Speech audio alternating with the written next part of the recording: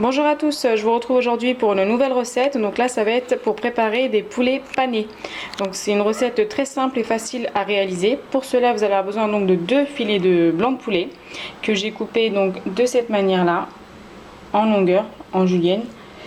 Donc ni trop épais ni trop fin. Vous allez avoir besoin donc de la farine. Donc là dans la farine, je vais venir mélanger donc les épices que j'ai déjà donc préparées, une demi-cuillère à café de poivre noir, une demi-cuillère à café de curcuma, une cuillère et demie à café de sel, une demi-cuillère à café de cumin, une cuillère et demie à café de paprika ou bien du piment doux ou piment de Cayenne si vous avez. Mais évidemment, la quantité dépend de votre goût. On va avoir besoin donc de la chapelure, d'un œuf. Et donc là de l'huile d'olive pour pouvoir les faire revenir. Et je vais rajouter 2 gousses d'ail pour pouvoir les faire revenir, pour donner un petit peu de goût et surtout une odeur bien parfumée.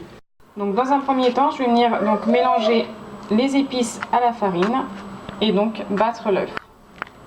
Donc là dans un premier temps, je vais venir mettre donc le petit morceau de filet de poulet dans l'œuf battu. Je vais ensuite le mettre dans la farine avec donc le mélange d'épices. Je le mets de nouveau dans l'œuf et je termine donc par la chapelure. Ensuite donc je viens l'ajouter directement dans mon huile et je fais revenir à feu moyen. Donc là, comme vous pouvez le constater, j'ai rajouté donc les 2 gousses d'ail que j'ai râpées dans un filet d'huile d'olive pour apporter vraiment une odeur parfumée et un petit peu plus de goût aussi au poulet pané. C'est facultatif, hein, c'est selon votre goût toujours. Donc là voilà, je vous montre un petit aperçu donc, des poulets panés. Voilà, pour que ce soit bien doré et bien croustillant. Donc ça peut être aussi donc là des nuggets, hein, mais moi j'appellerais ça plutôt des poulets panés. Donc voici les poulets panés ou les nuggets au poulet sont prêts. Voilà comment ils sont. Donc voilà, ça m'en a fait une bonne dizaine quand même. Donc j'espère que cette recette vous aura plu. N'oubliez pas de liker, commenter et partager, de vous abonner si ce n'est toujours pas fait.